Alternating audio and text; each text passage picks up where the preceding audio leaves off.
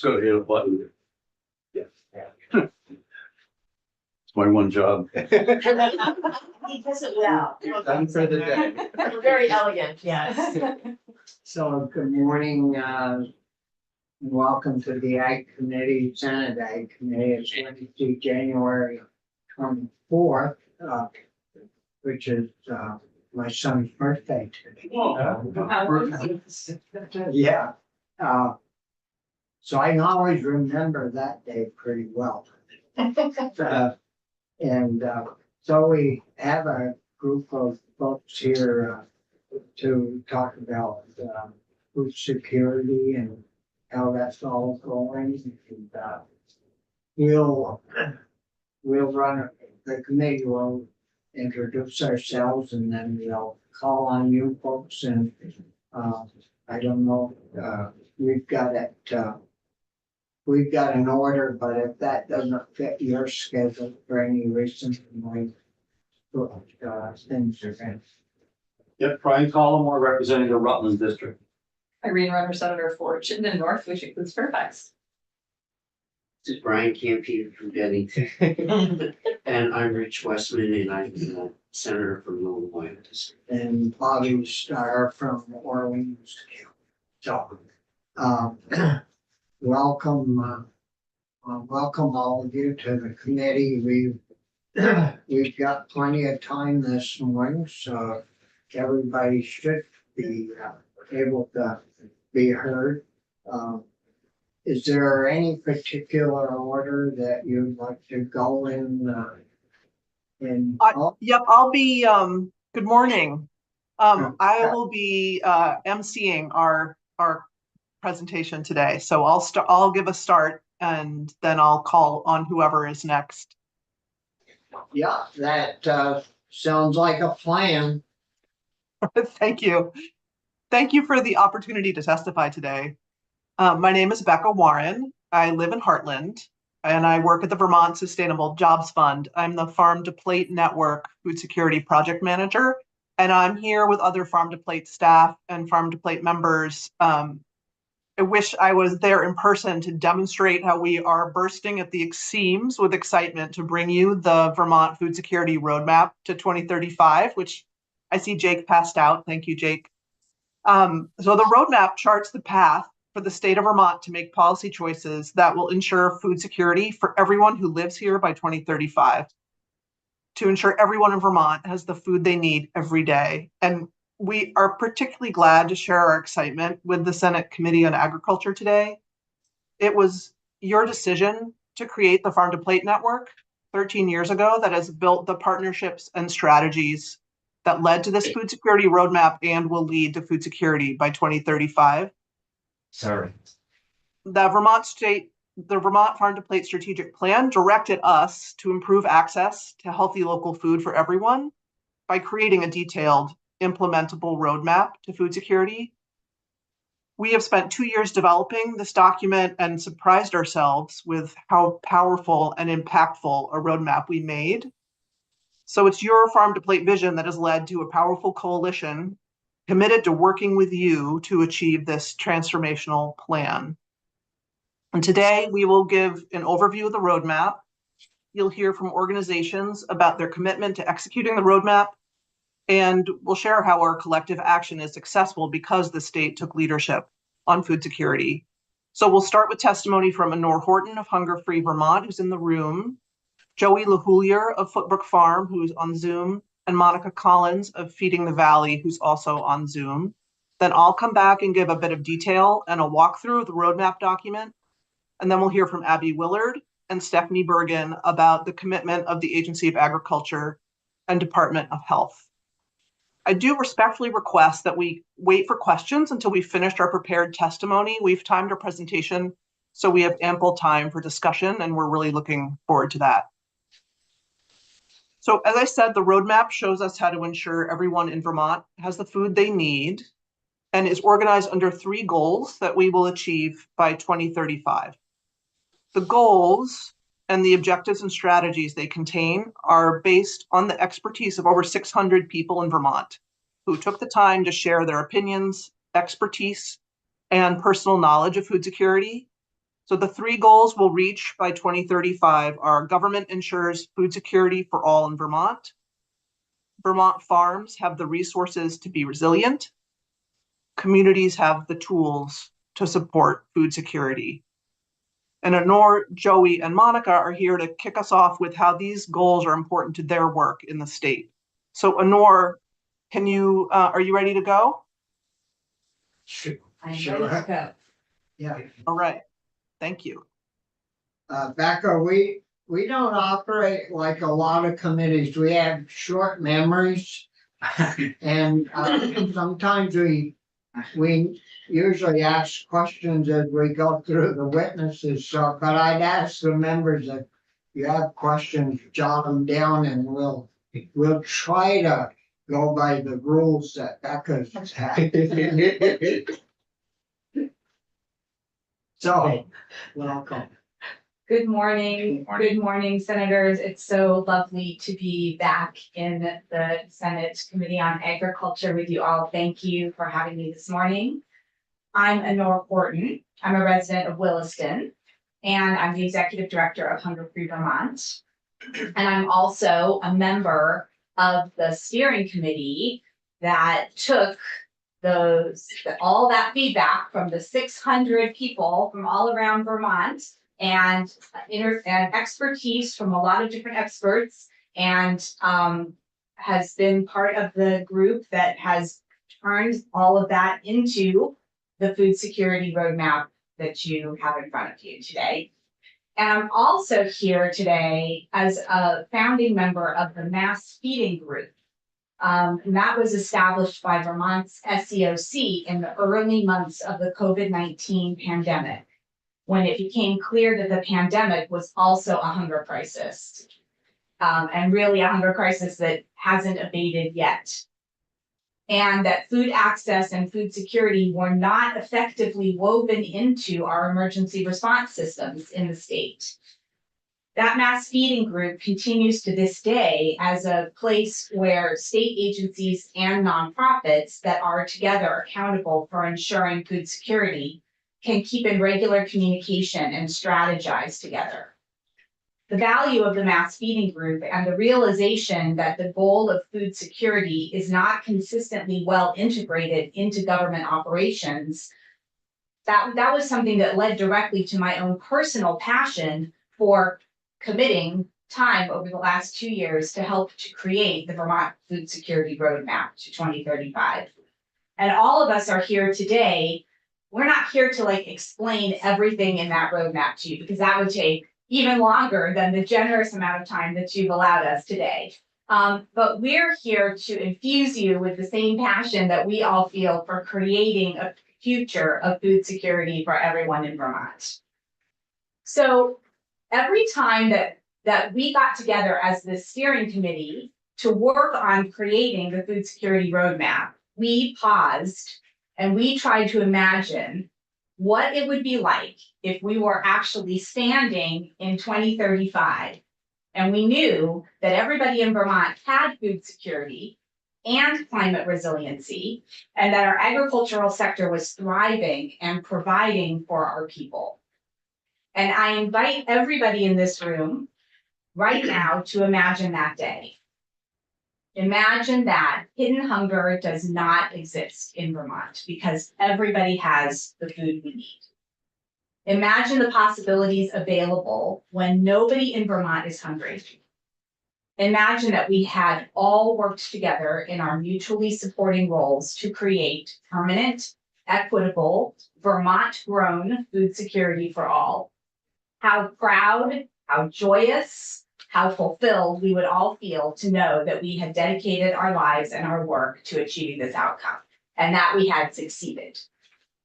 And we are here today because we believe that this roadmap, if we follow it, we will actually succeed. We will actually achieve that amazing outcome in 2035.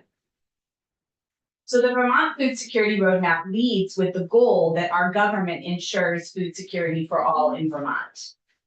And none of us would be here today, and you're certainly not shocked to see me here today, representing that goal. But none of us would be here in this room today if we didn't believe that food security is a policy choice that we can make. We know this is true because of all of the policy choices that this committee and this legislature has already made, and that have already put us on the road to food security in Vermont. So we're already on this road now. We're on the road. Yeah. You created and funded the state farm to school and early childhood grants program. You created and funded the Vermont Farm to Plate Network, as Becca said. You created and funded the local food purchasing incentive program for our schools. You've begun supporting our critical Meals on Wheels and charitable food networks with base funding and budget funding. You have made Vermont, my personal favorite, of course, the 6th state in the country to provide permanent universal school meals for all students in our public schools. You've supported Vermont farmers and Vermont producers in many innovative ways that other people in this room are more expert to remind you of than I am, but you know that you've done that. And in this current legislative session, we have a lot of new opportunities to hike down this road to food security and get to the next hut together. You can provide additional base funding for the Vermont Food Bank Network and for Meals on Wheels. You can provide funding to NOFA Vermont to support the Crop Cash program. You can pass S215, which is a bill that would launch the SNAP Restaurant Meals program here in Vermont and move toward giving 3 Squares Vermont a boost, so food benefits are more adequate for more Vermont households.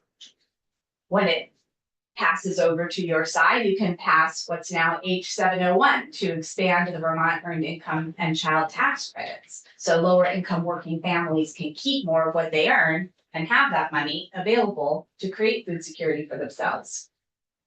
You can support the Land Access and Opportunity Board and Working Lands, and those are just some of the key pieces of legislation and appropriations requests that are on the table and that are directly contributing to taking us further down the path laid out in this roadmap. So you can see that our collective action has already begun, and it is more necessary than ever. People are struggling with hunger in Vermont. I know I don't need to tell you that because you talk to your constituents and you know that that's the case. And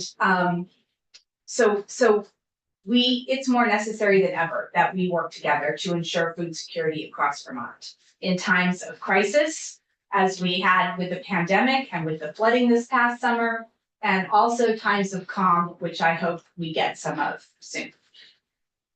We look forward to continuing our work together, and we thank this committee for leading the way as you are doing now and as you always have. And I'm now going to hand things over to Joey Luglier of Footbrook Farm. Thank you.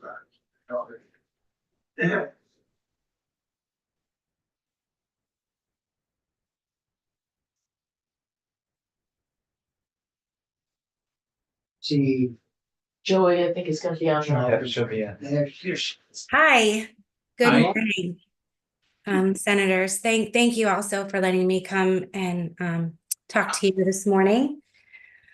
The first thing, so if you don't know me, so Footbrook Farm, Johnson, Vermont, Tony and I run the farm, and we do about 30 acres of organic vegetables and fruit. And we have a farm stand that is more run like a store from June to November. We have it fully staffed 7 days a week. We also do wholesale through Deeproot, and we have some wholesale accounts in Vermont. So that's us. The first thing I want to say is when I read this roadmap, I was like, wow, this is amazing. If we could actually put this in place, it would just absolutely be amazing. And I really want to thank everyone that was involved in putting this together, because it was obviously a tremendous amount of work and a lot of thought put into the problem with food security, but also the problems that farmers face and trying to make that happen. I see every day at the farm stand, obviously when we're open, the challenges that my community has in getting food, especially since you all know that in July, with the flood, the grocery store was flooded and went out of business and decided not to return. And since then, we had somebody interested in that location, but they, after the December flood, so we had the second worst flood and then the fourth worst flood in Johnson. And after that December, I don't see, there's nobody that's interested in coming back to that spot as I understand it right now. So I became very important in my community for local whole vegetables and fruit. We do have 2 convenience stores and a Dollar General, but those are not great for if we want people to eat super nutritionally. So one of the things in the roadmap talks about Vermont farms need the resources to be resilient. And some of those resources are through, there's a NOFA farm match program, and, we accept SNAP and EBT at the farm stand, and we have for many years, I want to say since 2016. And then we've been part of the match program since 2019. And those programs are in the roadmap, and they are essential for me being able to help make sure that our community that has a very low budget for food can come into the farm stand and feel like they have the resources to buy it. So in the short term, you can fund, there's $478,000 that's being asked to put that into the budget that will help fund that program. That's the short term. And if you can help make that happen, that will help us immensely to be able to get, anybody that walks into the farm stand right now, whether they have the money on their EBT card or their debit cards or in their pocket, nobody walks out of that farm stand without food, whether they can pay for it or not. But as a business, as you know, I need to be sustainable so that I can take care of my employees. During the flood, right after the flood, of course, having it be in July is like the worst time. Every farmer will tell you, worst time to have something happen because you're just about to harvest. You're just about to make back all the money that you just invested into your season. So one of the things in the roadmap is, making sure that we're resilient and that there's an emergency fund available. Had we not had our community and our people and a GoFundMe, I would have had to have laid off all our employees within 2 weeks. I didn't, it was, again, worst time of the year to have a flood. So this roadmap is something that really could keep us in business because we would have had to send everybody home. So there's some things in this roadmap that are hugely important. Tony and I, as the farm and as a business, we have the responsibility to be ready for the next weather event. And we're putting a lot of things in place to make sure that happens. But we really could use some extra help to make sure that the next thing that inevitably will probably happen that we're ready for and that we can count on you to help get us through it. And like the roadmap says, Vermont farms need the resources to be resilient. So thank you very much for letting me speak today and considering putting this roadmap into action. Thank you, Joey. Where's your farm located? It's in Johnson, Vermont. South of Johnson, or? We're actually just west of the village. So we're in Lamoille County. On the river, did you flood out? Did you lose everything?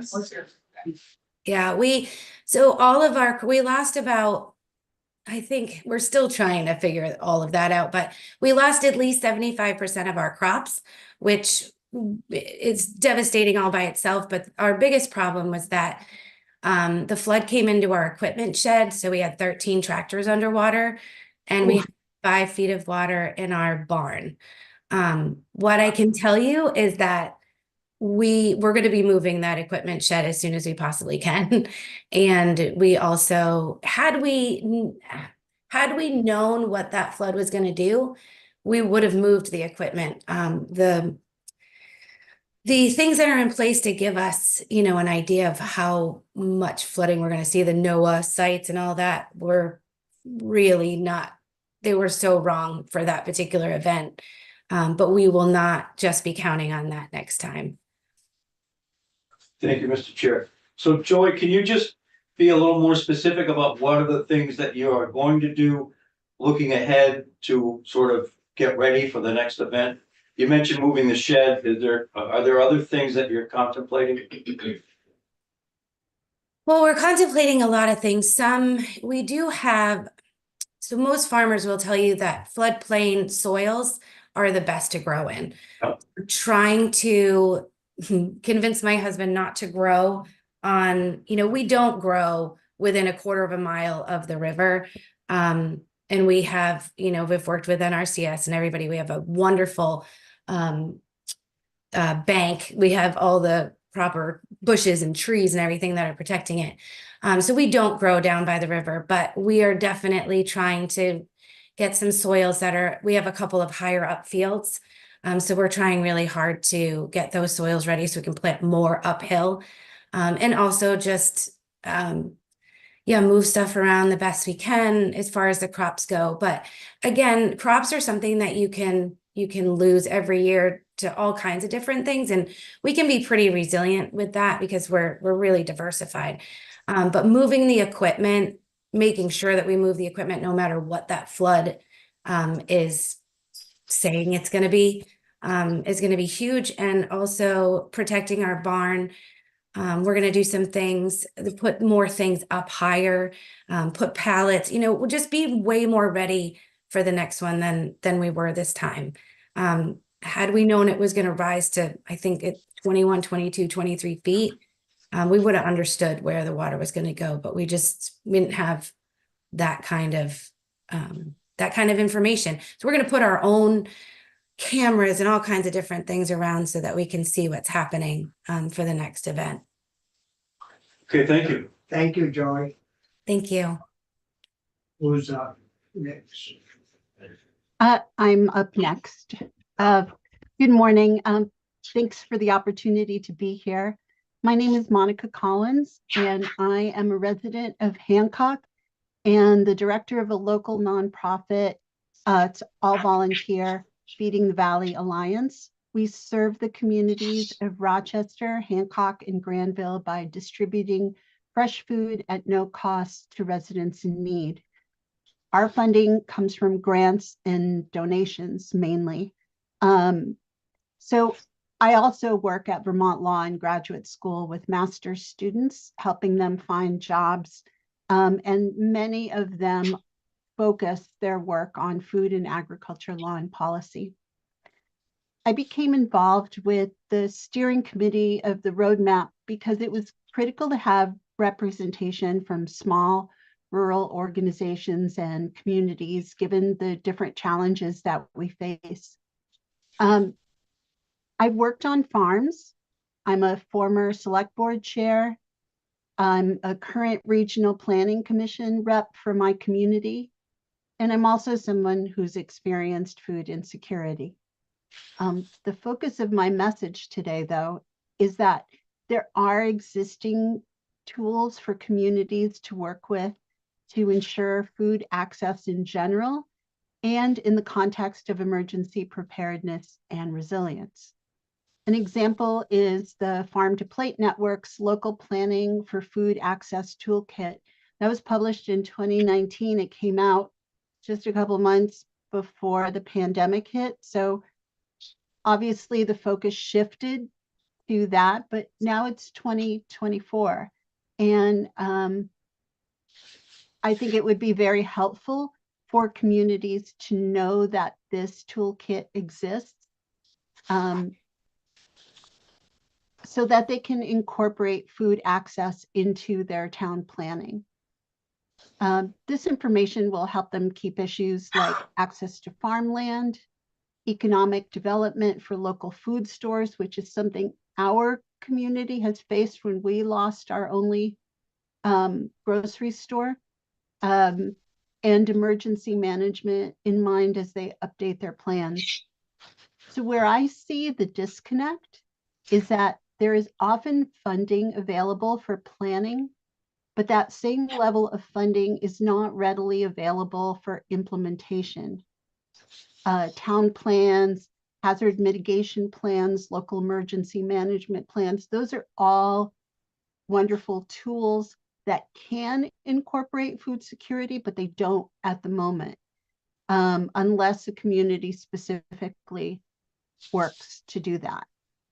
But smaller communities don't often have dedicated employees to do this work, and they can't afford them. They operate mostly through volunteers. And frankly, it's proving very difficult to find people who have the time, the energy, and as the issues increase in complexity, the skills to do all the work that needs to be done on the community level. But you can help us make this work a reality by supporting local decision makers who know their villages and towns. Help us with capacity building and funding to empower the participation of local citizens who know their communities. I really believe that this roadmap will lead to food security with your support. Thank you.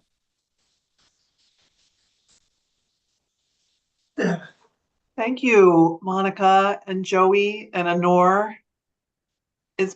We just have a great team. I just am like so excited about collaborating with these folks in our coalition. And so now I'm just going to take some time to give a short overview of the statewide engagement process we use to create the roadmap, and then how to read the document itself. So to make the roadmap, Farm to Plate Network members, we had about people representing over 120 organizations. Those were joined by UVM researchers, partner organizations from other sectors, and Vermonters who contributed their personal experience with food security. Together, we designed and implemented a statewide community engagement effort to gather the successes and obstacles we experience in Vermont by Vermonters. So we gathered guidance from people at food shelves, farmers markets, at the hunger councils and other locations, from farmers, professionals, and individuals who are building food security for themselves and their communities. A particular effort was made to gather guidance from people who the Department of Health has identified as most impacted by the lack of food security in Vermont. This is people who identify as Black, Indigenous, or people of color, people who are lesbian, gay, transgender, have other queer identities, people who live rurally, people who live with poverty, and people who live with a disability. So from all this feedback outreach, about 600 people gave their ideas and opinions about how to create food security in Vermont. We worked with a UVM professor who analyzed all the community feedback, and then small groups built the goals and objectives that are within the roadmap out of that feedback. So the organizations testifying today participated in the final writing, as Anor shared, but the contents of the roadmap are completely drawn from the statewide feedback. So let's look at the roadmap now, and I will just explain very quickly how it's organized. So you all have a copy, thanks to Jake. And if you turn to page 14 and 15,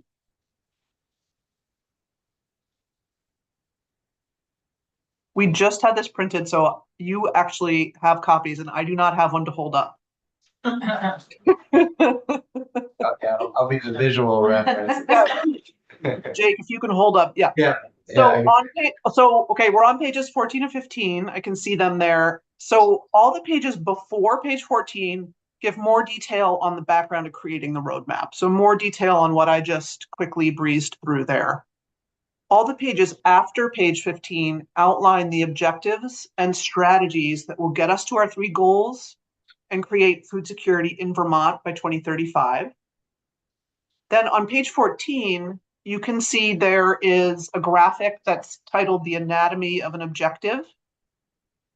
So that shows you how to read all the pages after page 15. So on the top of the anatomy of the objective, it shows there's the goal area, then the words of the objective itself, and then some text that succinctly explains why the objective is important and how it will create food security in the state.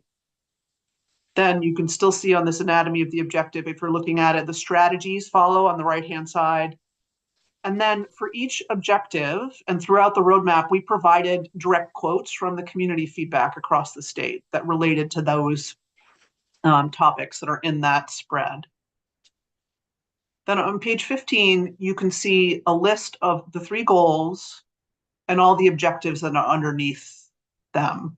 So Honor, Joey, and Monica touched on a few of these goal and objective areas that are important to their work and their communities. And we have many more that we're going to achieve together.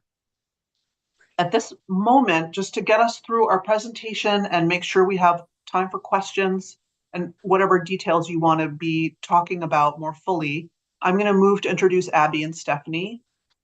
They have been incredible partners representing the Agency of Agriculture, Food and Markets and the Department of Health throughout this entire process.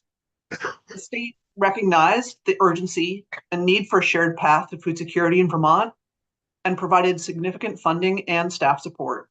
And our collective action has been successful because the state of Vermont took leadership on food security. So we'll start with Abby Willard from the Agency of Agriculture, who's there in the room, and then she'll be followed by Stephanie Bergen from the Department of Health, who is on Zoom. Morning, Abby. Good morning.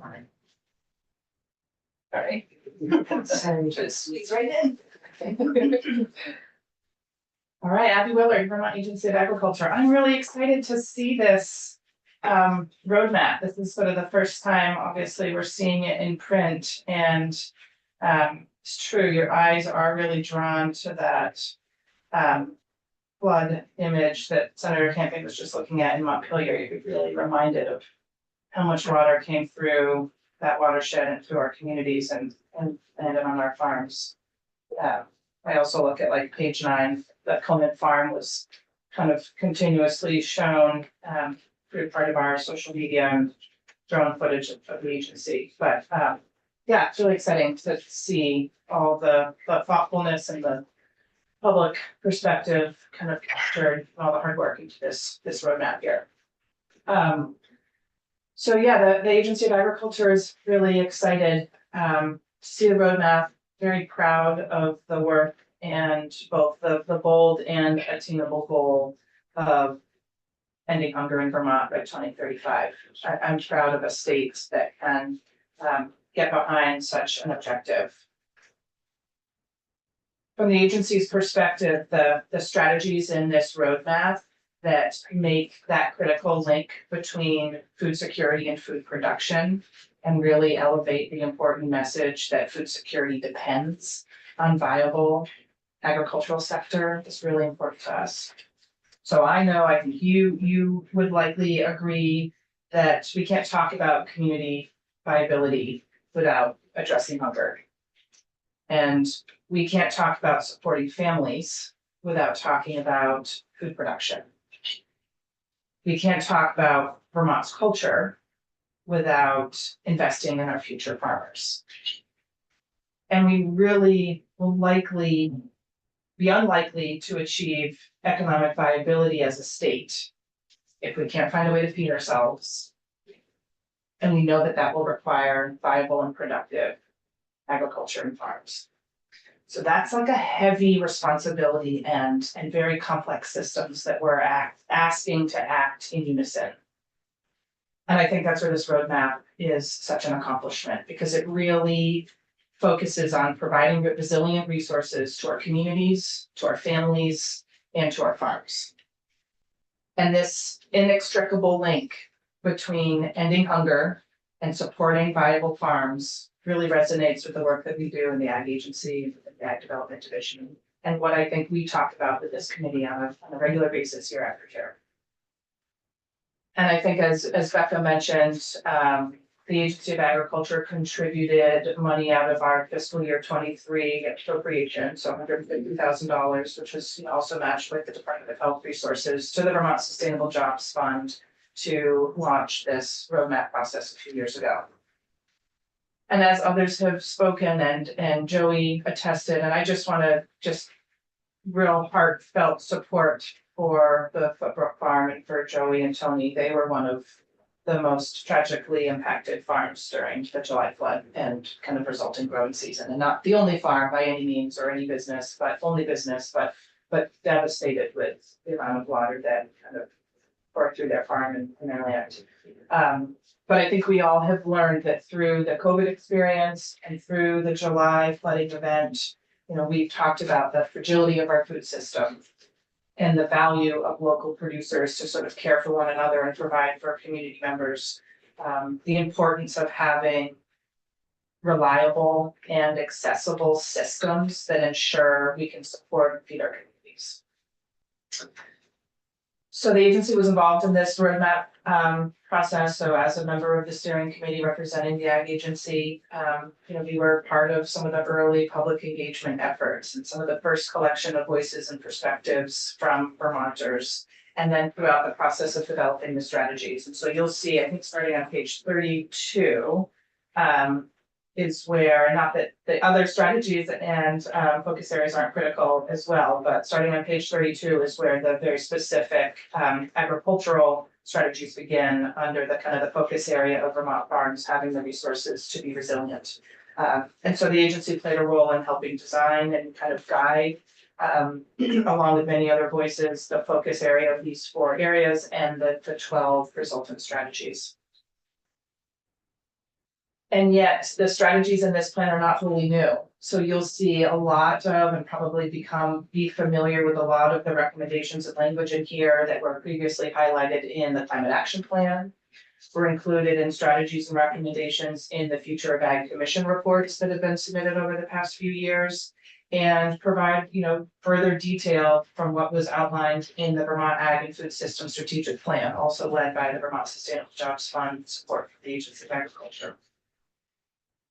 I think collectively what all of those efforts and all of those strategies and plans outline is the policy choices that we need to make to ensure that farms have the resources to be resilient, and the focus on viable solutions to really ensure that everyone in Vermont has the food that they need.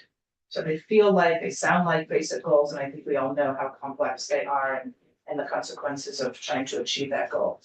Or I shall say, to achieve that goal, since that is what will happen by 2035. I'm sure. Chair Master, quick question. Yeah. Not until after.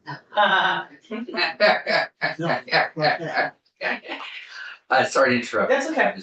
But can you just remind me, what percentage, and I'm sure it was mentioned when I came in late, I apologize. Okay. Are we trying to get to in terms of the number of people that are hungry, that are food insecure?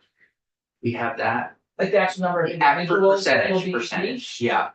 Where we are now versus where we'll be in 2035. I mean, I think the goal, Yeah. the vision is that the hunger would be eliminated by 2035 in Vermont. Well, what does that look like? How in many terms- people? Yeah, I don't know that I know that number. 40% right now, right? Is it- 50% now, or it's food insecure. I think someone else in the room might be better prepared to offer that.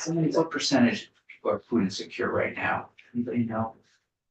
I mean, I'm sure it's a moving number. yeah. Yeah. So based on the most recent data that we have from researchers at UVM, which is more recent than the USDA data we often use. Over the course of the last 12 months, 2 in 5 people, so that is where that 40% comes from, have experienced food insecurity. Thank you. Thank you, Mr. Chair. You're welcome. Yeah, I appreciate that kind of just like putting in context how many families and children and individuals are we talking about. Yeah, so yeah, 30%. So there's strategies in this plan from the agricultural perspective, or in this roadmap that address the supply chain infrastructure development efforts that we've been collectively working on. And this committee has supported with resources for the Working Lands Program, for the Ag Development Grants for meat, maple, and produce, and are also supported through the new Resilient Food System Infrastructure federal resources that Vermont received. That's the 4.5 million to focus on that middle of the supply chain. So looking at aggregation and storage and distribution and processing solutions. There are strategies in this roadmap that address land access models that are really going to require some more focused and creative attention to how we want to conserve and access agricultural lands. And this feels like a really pivotal time to be thinking about that as we see the pressure mounting around how open and ag accessible land can be used for either food production and or for housing and development. So the agency is engaged in a project to catalog and quantify the Act 250 on-site mitigation parcels and ensure that those are engaged in active agricultural production, as well as other efforts. There's also strategies in this roadmap that highlight the appreciation for farmers and agriculture for their wise use of our natural resources and their stewardship of our land and their active management of our land. So the agency, along with many partners through the Payment for Ecosystem Services Working Group, created the Vermont Farmer Ecosystem Stewardship Program. And that program sort of provides payments to farmers that recognizes and compensates them for their whole farm benefits and stewardship. That's building upon a federal program within NRCS called the Conservation Stewardship Program. So my last comment before I hand it off to the next would be just, sharing with you how committed our agency is to ensuring that the strategies outlined in this roadmap are achieved, that invest in agriculture, that support economic viability, that ensure our families, community, and farms collectively have the resources they all need to be resilient. So in advance, thank you for your support and enjoy reading the roadmap. Thank you. Welcome. I think it's Stephanie, who's hopefully online. Oh, good, there she is. Good morning, and it's a pleasure to virtually be with you today. I'm Stephanie Bergen, and I live in Colchester, and I'm a registered dietitian with the Vermont Department of Health's Division of Health Promotion and Disease Prevention. The Department of Health has been a proud partner on this roadmap from the start, helping to launch the roadmap's development with $125,000 of CDC COVID health disparities funds, because we recognize that food security is imperative for human health and development, as well as chronic disease prevalence. Our research shows that food security has a significant impact on quality of life, including physical health, mental health, and social and emotional support. We also know that food security disproportionately impacts members of our community. Not having access to food disproportionately impacts members of our community. And as Becca previously mentioned, this includes our BIPOC and LGBTQIA+ communities, as well as Vermonters living with a disability, have a harder time putting food on the table. Examples of the Department of Health's work as it pertains to the roadmap and food security generally include administering direct service programs like You First and the well-known Women, Infants, and Children program, or WIC program, that serves 7,000 families across the state and provides nutrition education, nourishing food, breastfeeding support, and healthcare referrals. Additionally, SNAP Ed funds and our Healthy Community Design work supports organizations and municipalities across the state to enhance consistent, dignified access to nourishing, adequate, and culturally responsive food today and in the future. This roadmap is so impactful and exciting, in part because it brings all of the elements of our food system together to elevate a crucial need, and that's Vermonters having enough food. And not just having enough food, but having nourishing and culturally appropriate food to thrive.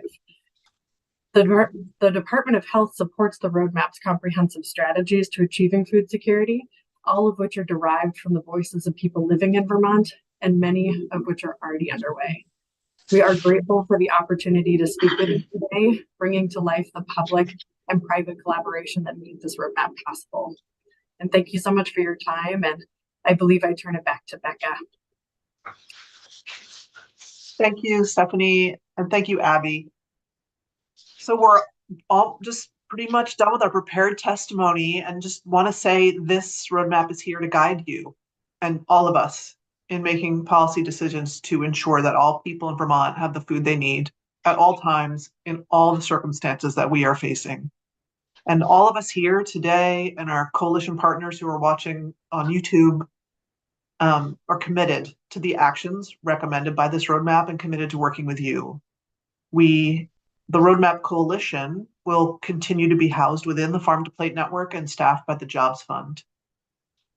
We are already on the road to food security, as Anor said, and with your leadership, we know our collective impact will be successful. And I just want to personally thank you for the opportunity that I've had to work with these collaborators and with people statewide to develop this roadmap. It's been truly an amazing process and very moving to hear input from people across the state. And I, of course, really appreciate the opportunity to share it with you today. And we are ready for questions. Thank you so much for helping us carry on to the end of our our testimony. Yeah, well, thank you, Becca, and we'll move on to questions. I think one question that Brian asked, how many people are we actually talking about? And we get, we got the statistics of about 2 and 5. What does that translate into numbers? Is that so that's less than, if we got 600,000 people in Vermont, half would be 300,000. We're under that, so would it be as many as 200,000? Is that number realistic? I think, Mr. Chair, that Anor and is able to address more closely, as she did earlier, than the data that we currently have. And one issue that we have identified as an early need in this roadmap work is to consolidate and think deeply about what kind of data we want to be gathering to answer this question. We are very fortunate to have a team of UVM researchers who are working on food security research in the state. And the data that Anor was able to share comes from that project. There is also some federal research, and the methods, my very amateur understanding is the methodology there differs. And so that is one reason why we're never quite sure what the numbers are. So in order for us to really make decisions and measure our progress and celebrate our successes, we will need to work with existing researchers and perhaps think about what data we want to be measuring in order to move toward our vision. Anor, I'm wondering if you have anything to add, since you're more familiar with the sort of research on quantitative hunger and food security in the state.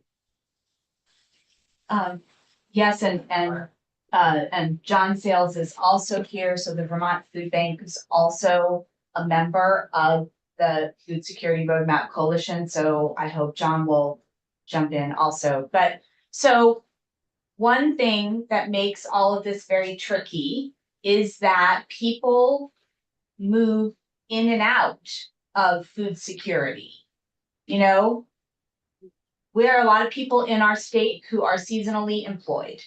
There are people who may be just getting by, and the flooding in the summer that we experienced put them over the edge, temporarily, perhaps, we hope, into losing their food security. So it is challenging to have a stable number. And I think that if we're really going to bring, as we're committed to doing, food security to zero or hunger to zero and food security to 100% in our state in 10 years, then we have to build systems that really reach folks who are on the edge and going in and out of experiencing hunger. And there's many, many folks in that situation in our state. And that is why the best data that we have right now is that at some point over a 12-month period, this household has reported experiencing hunger. But they might not be experiencing that at this particular moment, or they might not have been experiencing that 9 months ago. And so, one recommendation, one priority recommendation in the food security roadmap is actually to create an office of food security in our state government that would help to coordinate and oversee this kind of data gathering and determining what kind of data needs to be gathered, and also to make sure that all state agencies and the legislature are talking to each other about food security, and all the different programs housed in all the different agencies that contribute to food security are communicating with each other and are all easily accessed through the same easy one-door access for people.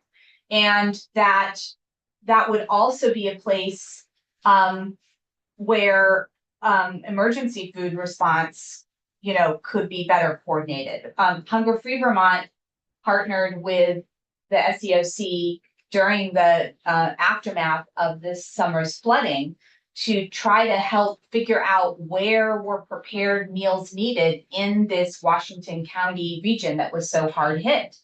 And what we really realized is that individual towns weren't collecting information about who needed emergency food support in their communities. They didn't have that written into their emergency town plans. It's not actually part of the template that towns are provided. And nobody really realized that until its absence was very serious and very detrimental. And so it's things like that have to get better coordinated. All of us, we have to better coordinate that at the state level to make sure that we know what we're talking about and who we're talking about, and how to implement in the best possible way the programs that we already have and new programs we might need to start to really reach everybody. But that last suggestion, like adding food or hunger to the town emergency plans, I should think that would be a pretty simple thing and uncostly thing to do. We had John in last week, I guess it was, and it, from what I gathered from your testimony, is that you supply food to all the individual food banks throughout the state. And like in my area, in the Northeast Kingdom, we have several distribution points where people can go and get food. And we're at the end of the world where we are. So I assumed from that other counties had similar outlets for food. And I don't know if you wanted to comment again on that, John, to reassure us how many distribution points you had. Sure. For the record, John Sales, I'm the CEO of the Vermont Food Bank. And I just want to second everything Nora said. Point out it's actually page 21 of the written plan there, the strategies under G3, which include the Office of Food and Nutrition Security, and also developing and maintaining a data system so that we can have better information.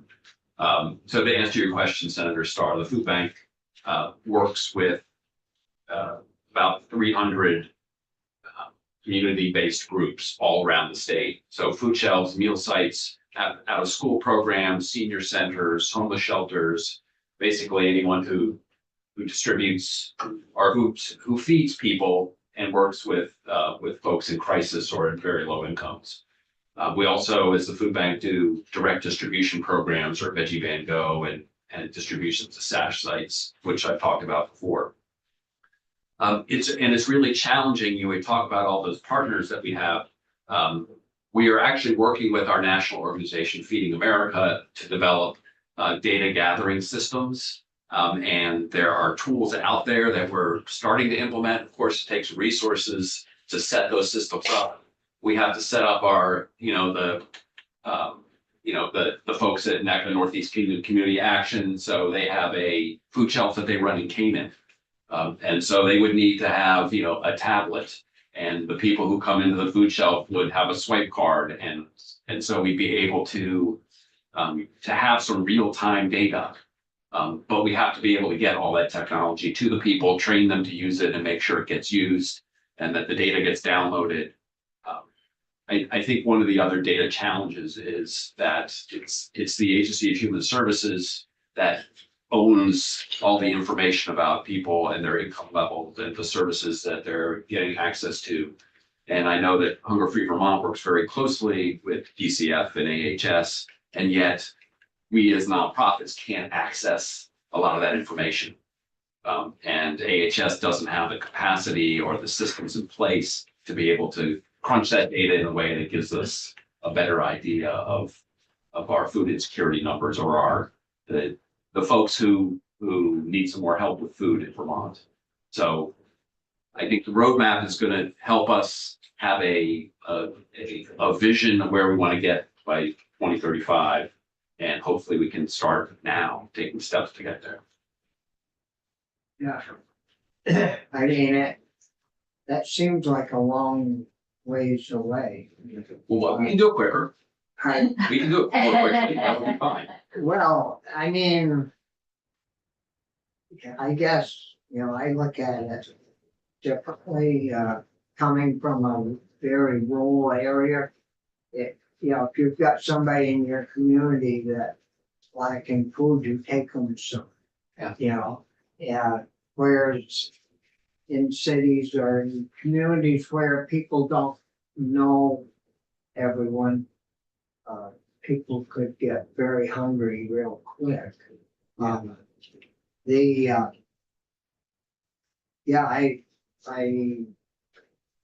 was trying to think through, the different steps and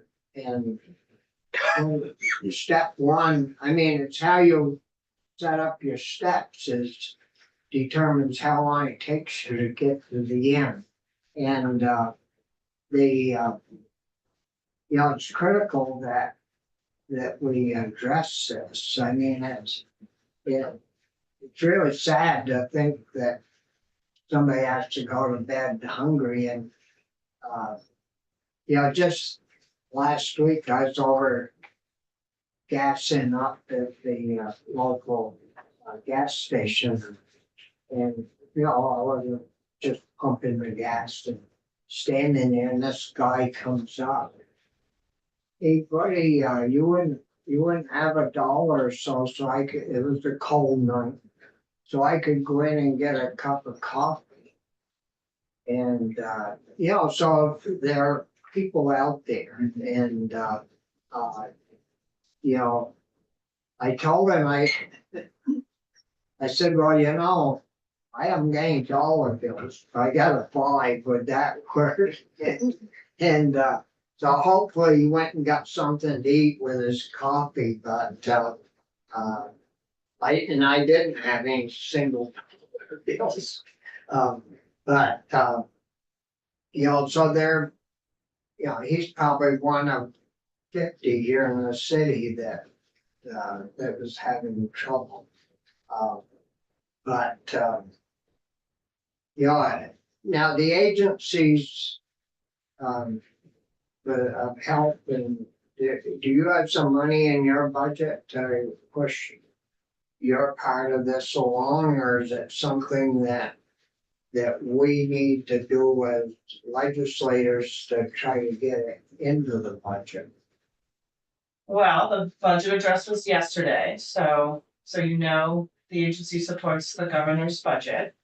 I didn't hear a damn word about hunger in there. Maybe I missed it. I mean, I think there's strategies in here that address infrastructure investment for food security and for food production. So we have some resources. Yeah. So, you know, really, we're focusing on implementing the programs from the resources that we've received in fiscal year 24. So that's the meat, maple, and produce grants, which are really about how do we build resiliency in those diversified agricultural sectors. We have the good fortune of, you know, ARPA dollars for the Working Lands Program. So the Working Lands Program just received $10 million in demand for the 2 million that they're going to put out. I mean, just we're like the demand and the idea of wanting to support vibrant and viable agriculture still is at an all-time high in Vermont. And then we had the opportunity of these additional federal resources that will focus on the supply chain. So helping businesses, you know, access markets outside of Vermont, which is around business viability, not necessarily solely about feeding Vermonters, but it can help businesses be more viable so that they can do both. They can both expand to reach new markets, new customers, and be able to be kind of community focused in some of their food production. I think we can speak more about the demand that we're receiving, but certainly the demand is outstripping the resources that we have available. Working Lands and the grants program. You have quite a few grant programs that. Yeah, we do. And we have been fortunate to have both federal and state resources. You know, the fiscal year budget for 25 will be, you know, level funded based upon, you know, base allocations for previous years. Yeah, because the 3.5%, I think that we're talking about available funds. Yeah. Not a lot. John? Yeah, thank you. I just wanted to point out that you mentioned neighbors helping neighbors, that is happening in Vermont. The Vermont Food Bank alone raised $9 million in philanthropy for our operations last year. That doesn't include what Hunger Free Vermont has raised. And as Maura said, each of our partners are out there raising money in their communities. And so it's, you know, well over $10 million. Just that I could put my finger on right now. And that's not including the ag sector. So the, you know, people of Vermont are very generous and they are stepping up to help their neighbors. And I think this plan is how do we coordinate that with a state government effort to really take us to a goal. Yeah. I think Yes. I think Monica might be able to really speak to that, the relationship between kind of these steps that can be taken, and then but what communities might need to actually implement that. Yeah. Did you want to chime in, Monica? Yes, please. Thank you. So town plans are a great way to incorporate food access planning, and not just for emergency situations, but also long-term, because food access is not just food insecurity, but it's also, do you have a viable grocery store in your community? Are local farms able to sell their produce, their meat, dairy in the town they live in? So strengthening those local food systems is really key to having resilient communities.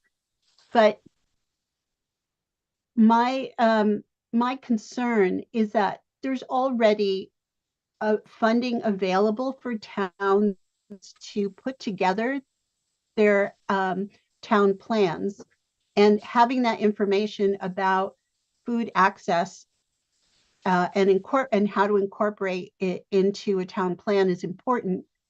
But then the piece that I always found was missing when I was on the select board was that there's no assistance either in training, capacity building, or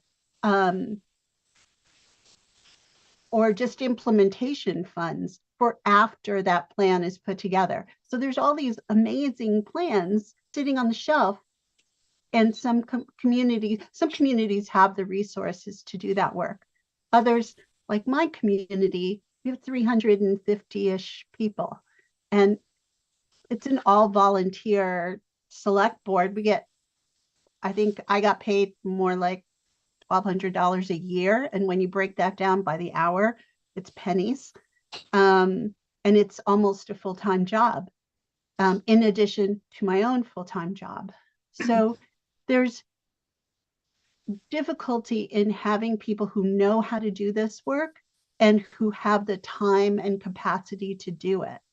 So that is something that you really need to think about when talking about planning as a mechanism to help this, is that there needs to be that next step as well.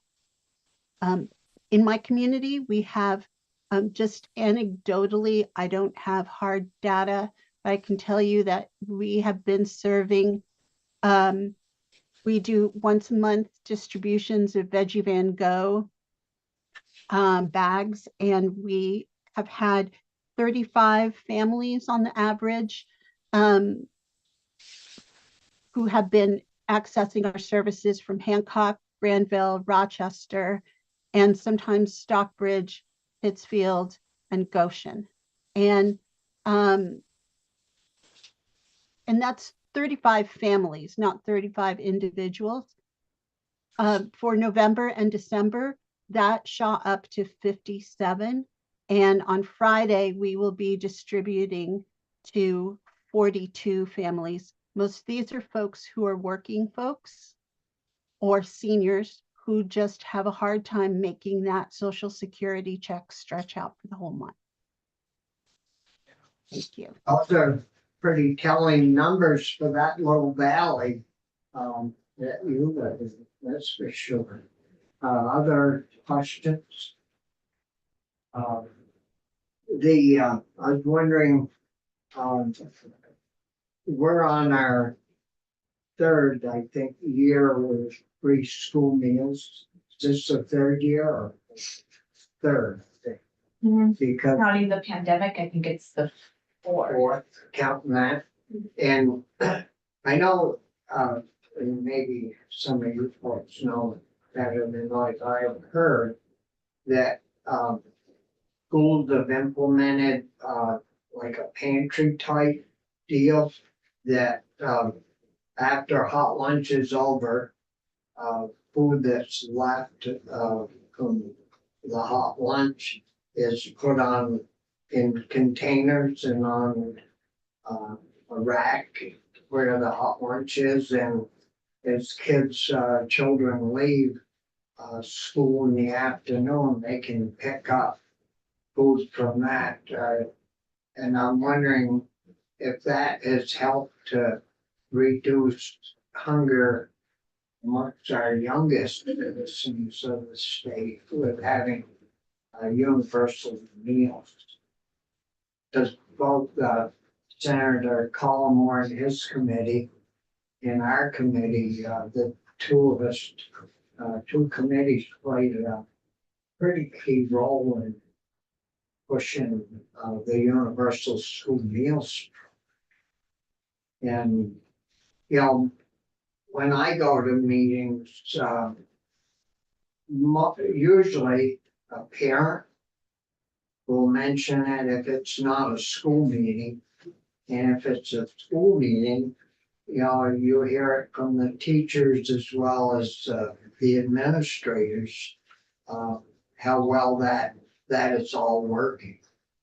So do you have any numbers on if that reduced our hunger numbers, and do you know if many schools have like a take-home program from the hot lunch program? Yes, well, yes, so absolutely, this committee and Senate Education without you all, we wouldn't be in this really exciting place that we are today with permanent universal school meals.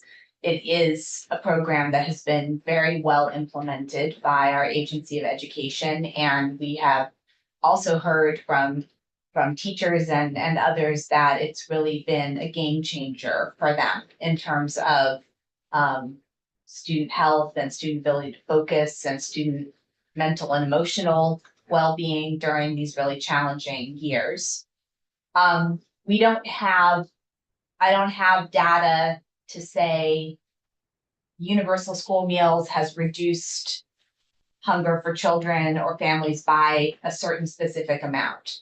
I think when you look at what happened in Vermont with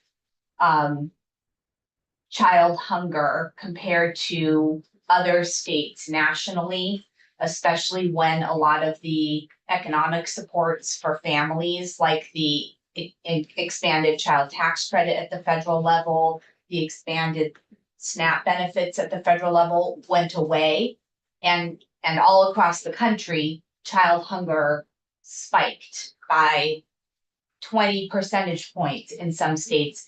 And while the end of those programs was also caused increased hunger for families in Vermont, we did not see that dramatic spike in our child hunger numbers. And that is because of universal school meals and the other programs like summer meals and after school meals that we have, and also enhanced supports to childcare providers that helped to support children's nutrition. And I, also, and I would love us to do more studies on this, but we know that children are in families, and you can't, it's a whole family system. And when families are not having to spend the money to purchase the food they need to make lunches and breakfasts for their children 5 days a week, or they're not having to spend that money to pay for school meals, school breakfasts and lunches, that is additional money that those families can deploy to create better food security for everybody in that family at home. And we know that that's how household economics works. I mean, that's how my household economics works, and that's how your household economics works, and that's how it works for everybody in Vermont. And so absolutely, the Universal School Meals Program is a key piece of tackling hunger in Vermont and ensuring food security for everyone. And then in terms of your question about how are schools addressing food that kids are not eating. So of course, there's a lot of health and safety concerns, which once food has been, cooked in a, you got a big tin of lasagna, you have to be really careful about what you do with those leftovers. You can't just leave them sitting out all day for kids to take. That's just not really safe. But there are components of the meal, like, whole pieces of fruit or, things that are in a, wrapped up in something that can be put on a sharing table for other kids to take. And that happens in many, many of our schools. And then also our school nutrition professionals are experts at how you don't waste that extra cooked food. So they turn those ingredients into part of the next day's meal.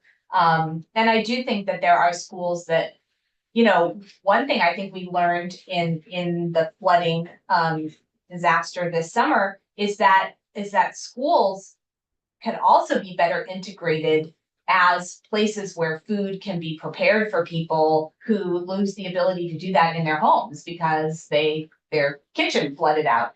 And that's another part of the coordination that we could be better at, that would really make a difference for us in times of crisis. So I don't think I totally gave you the answer you were looking for, but I hope I gave you some of what you were looking for. Yeah, you did well. got most of the barn full of hay. No. Cute.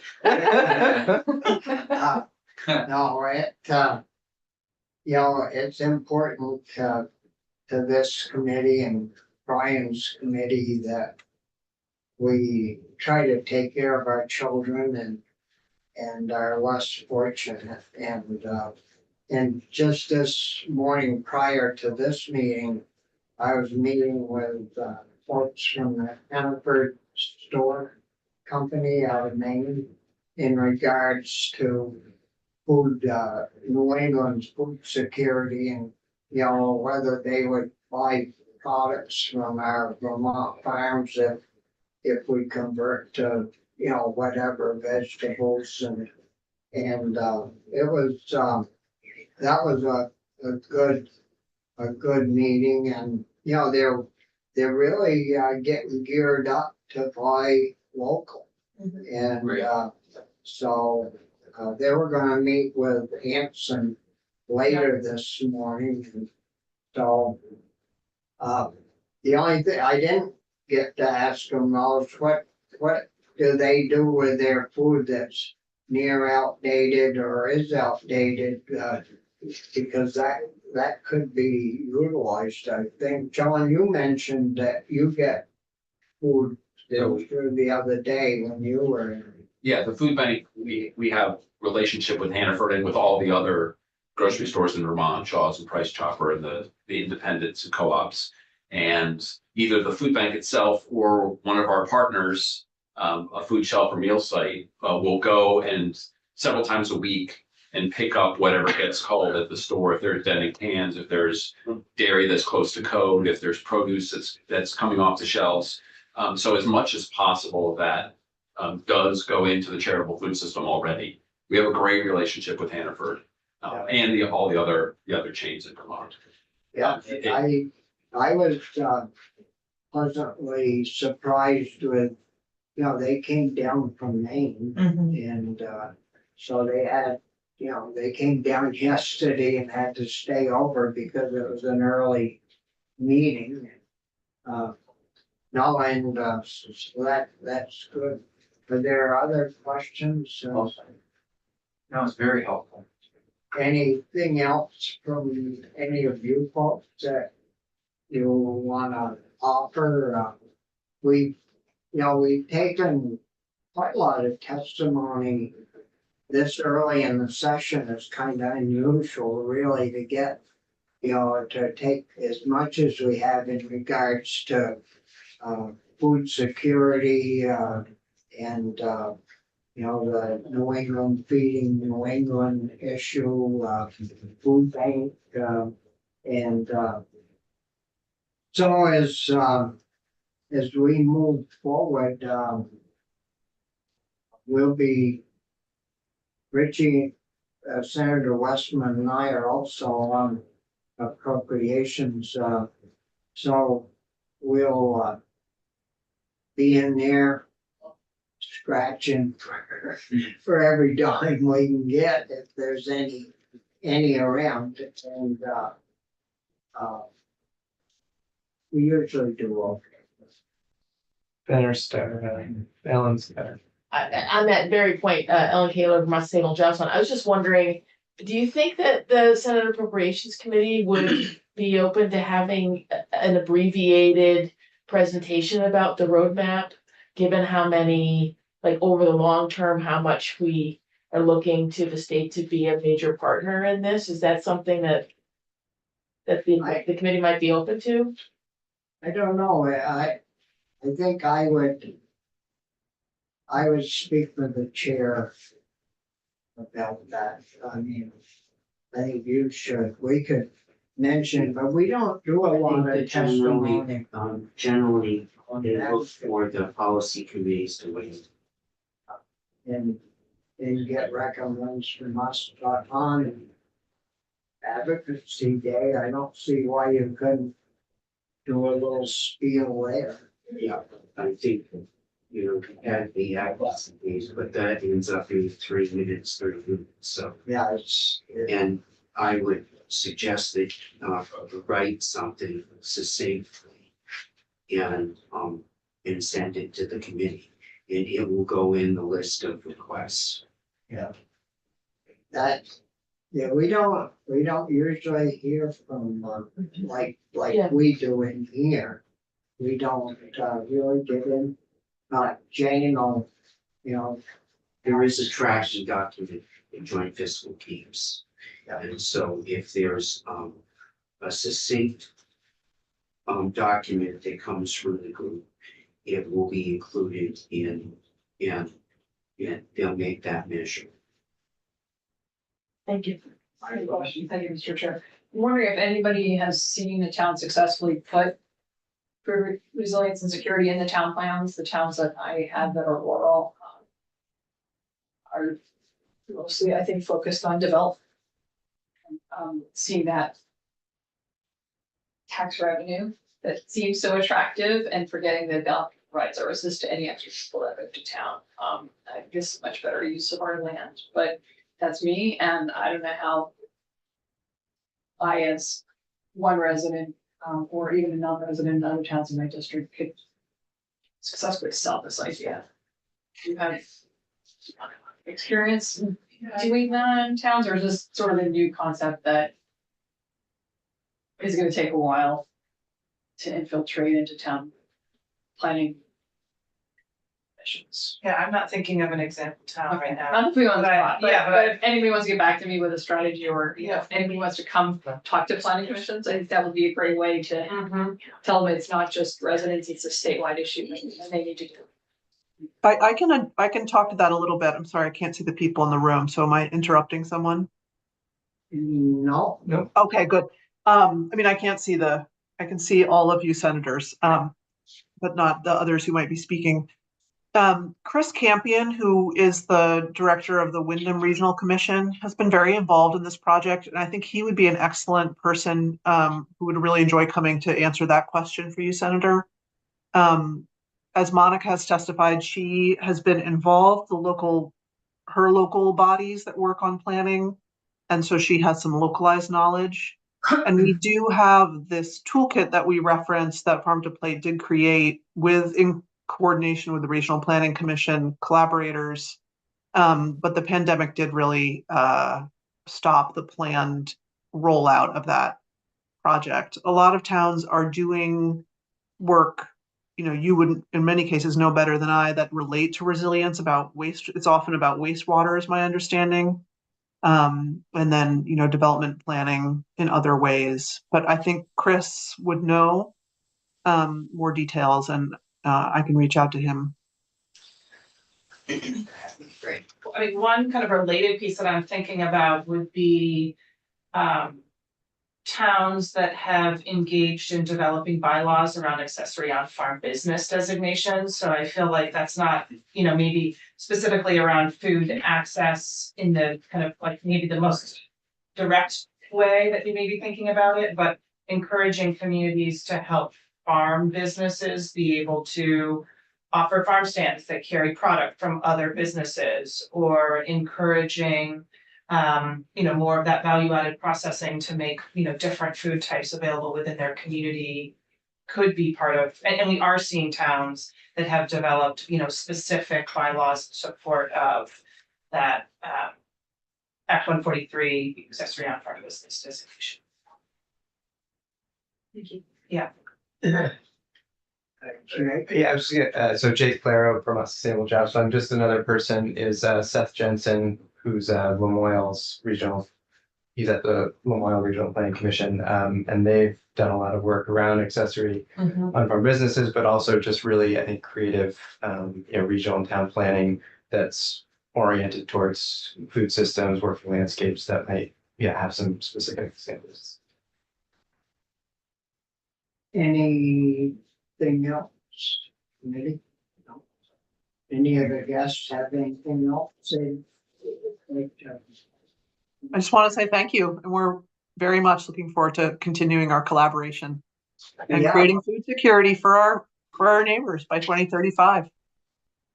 I hope we get there. Thank you. Thanks a Thank you. lot. Thank you, everybody. Thanks so much. Yeah. Thank you. Yeah, it's a good meeting. Yeah.